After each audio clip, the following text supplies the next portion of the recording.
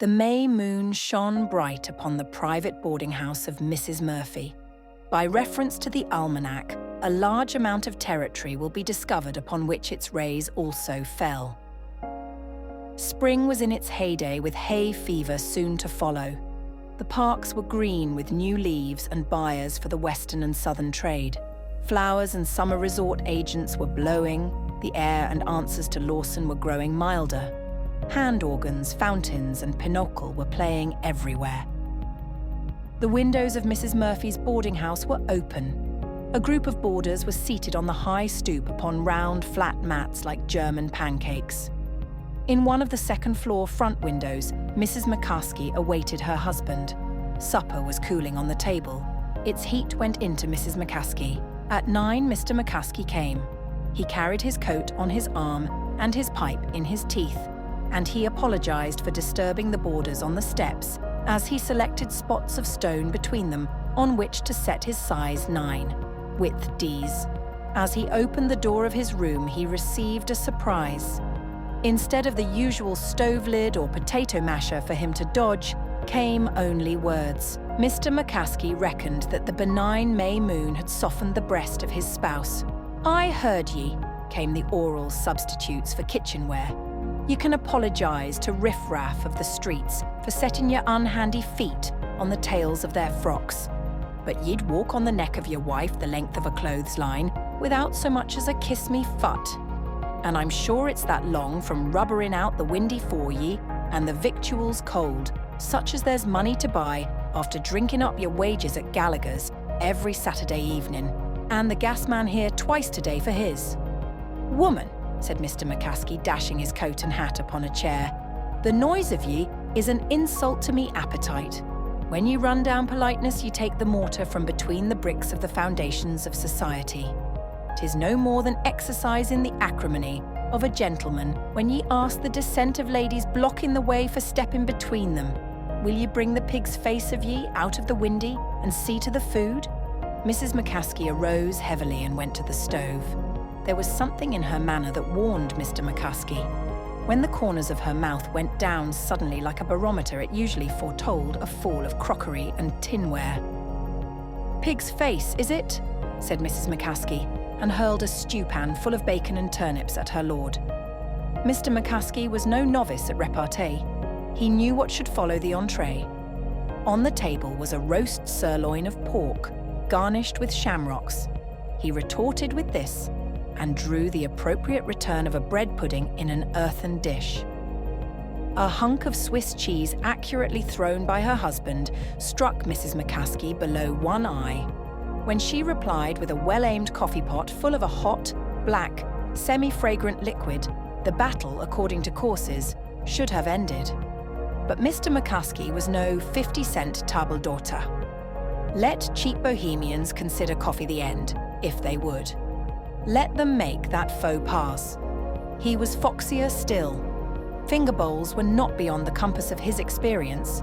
They were not to be had in the Pension Murphy, but their equivalent was at hand.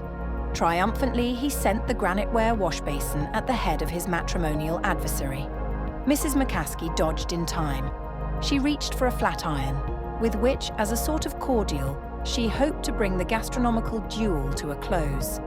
But a loud, wailing scream downstairs caused both her and Mr. McCaskey to pause in a sort of involuntary armistice. On the sidewalk at the corner of the house, Policeman Cleary was standing with one ear upturned, listening to the crash of household utensils. "'Tis John McCaskey and his missus at it again," meditated the policeman. "I wonder shall I go up and stop the row? I will not. Married folks they are, and few pleasures they have. 'Twill not last long. Sure, they'll have to borrow more dishes to keep it up with." And just then came the loud scream below stairs, betokening fear or dire extremity. "'Tis probably the cat," said Policeman Cleary, and walked hastily in the other direction. The boarders on the steps were fluttered.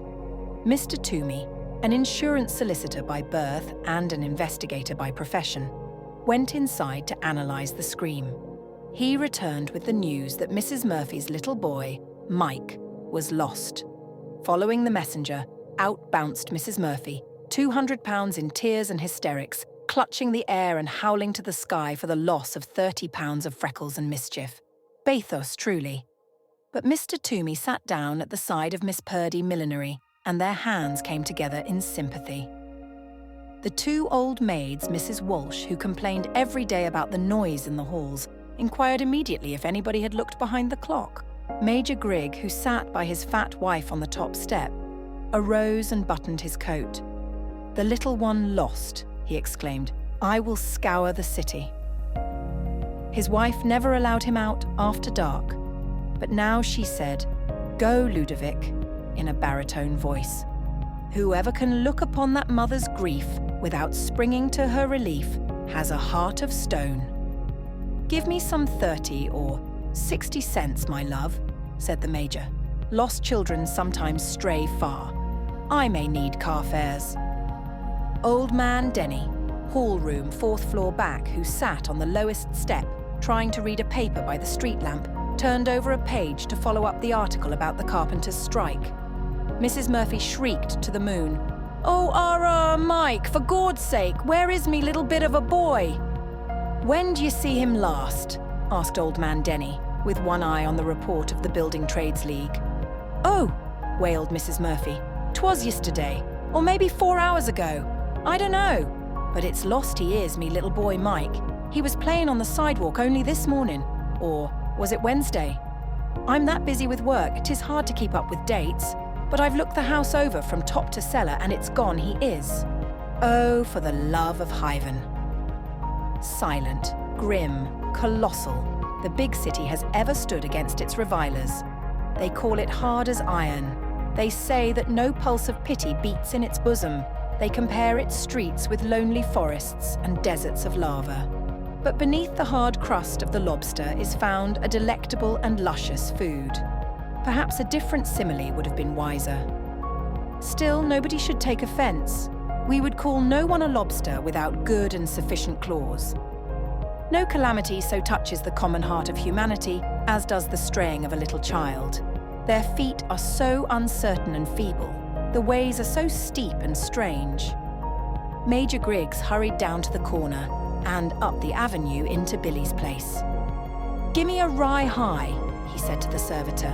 "Haven't seen a bow-legged, dirty-faced little devil of a 6-year-old lost kid around here anywhere, have you?" Mr. Toomey retained Miss Purdy's hand on the steps.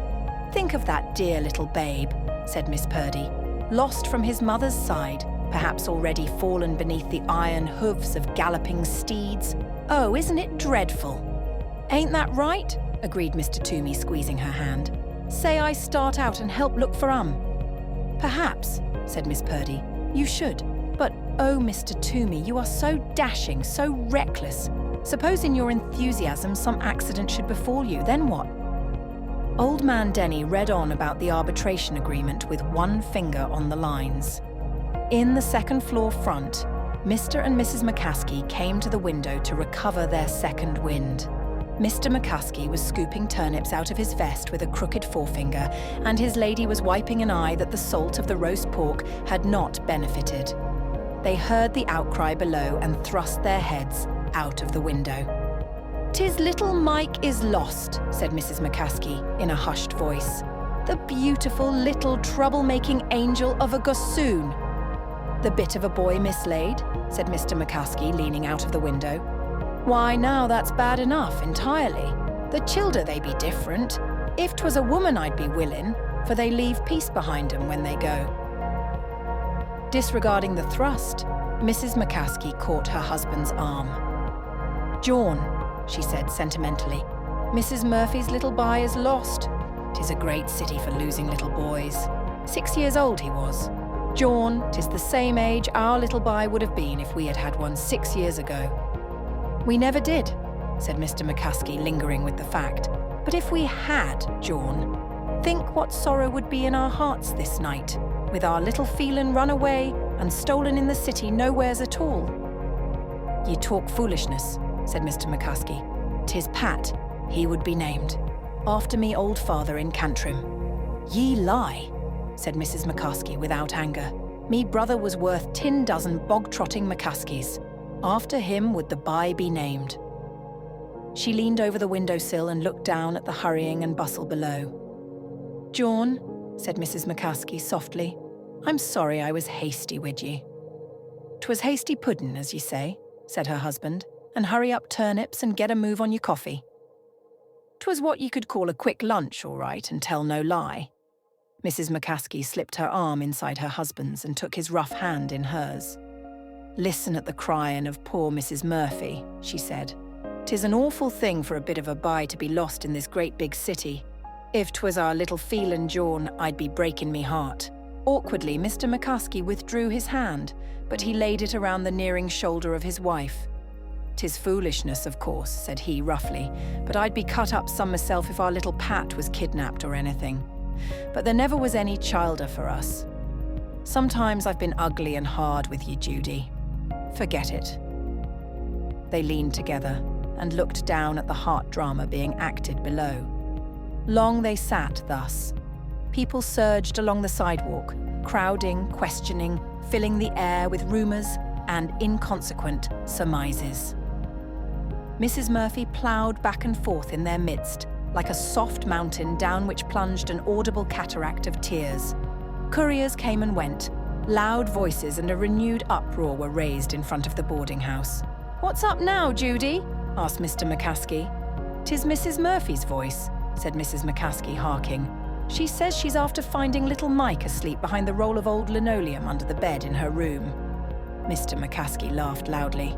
"That's your Phelan," he shouted sardonically. "Divil a bit would a Pat have done that trick.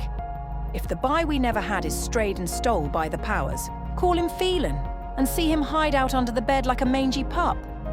Mrs. McCaskey arose heavily and went toward the dish closet, with the corners of her mouth drawn down. Policeman Cleary came back around the corner as the crowd dispersed.